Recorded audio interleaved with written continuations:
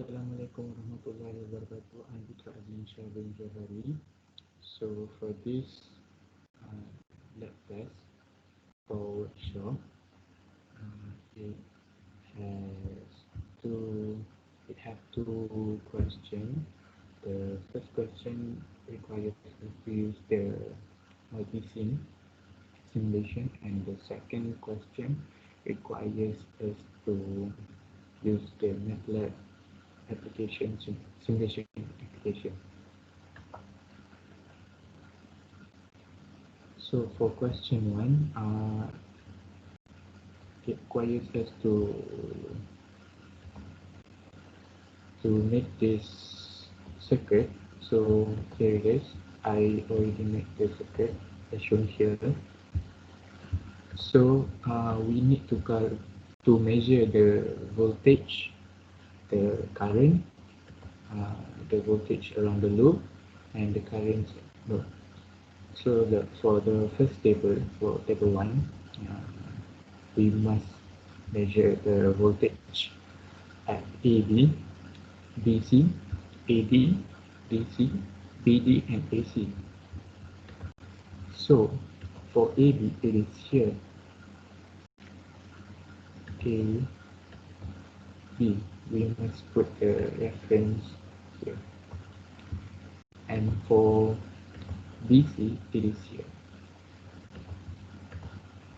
So this, and for AB, it is like this. And for DC, it is like this.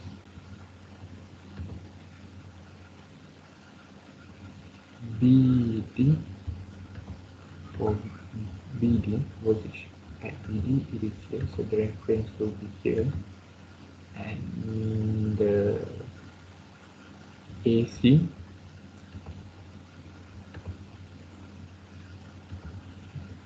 the port is here, and the reference is here, AC. So if we run the simulation, we will get all this data, and we can table it in the table here. So for the next part, for the next table, we must measure the current. So current at AB is here, and current for CB is here, and current for AD is here, and current for CD is here, and current for FA is here. So if we run the simulation, we will get these values, and we can calculate in table 2. And to measure the voltage around the loop, we must put it through the circuit in the loop mentioned. So for A is here, for B is here, for C is here, E, F is here, and A is here. Yes. So if you run the simulation, we will get this value. So we can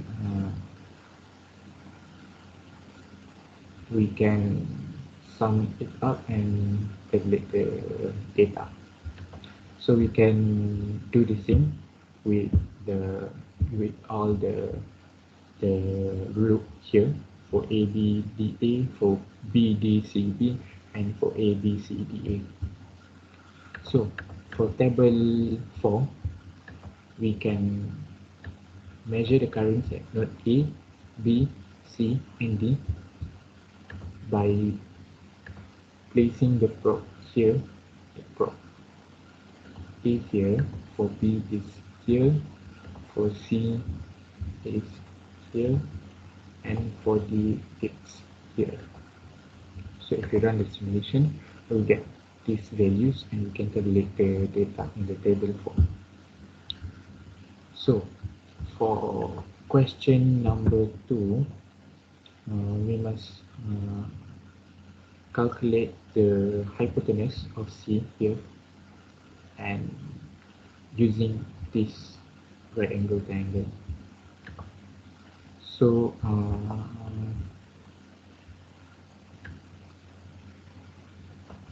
I already have the formula here, and if we copy and paste it in MATLAB, we can get the value of C.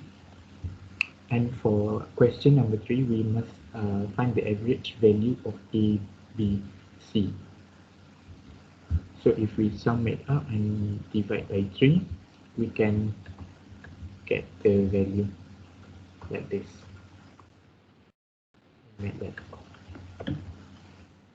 So the average value for A, B, and C is 23. So that's all from me. Thank you.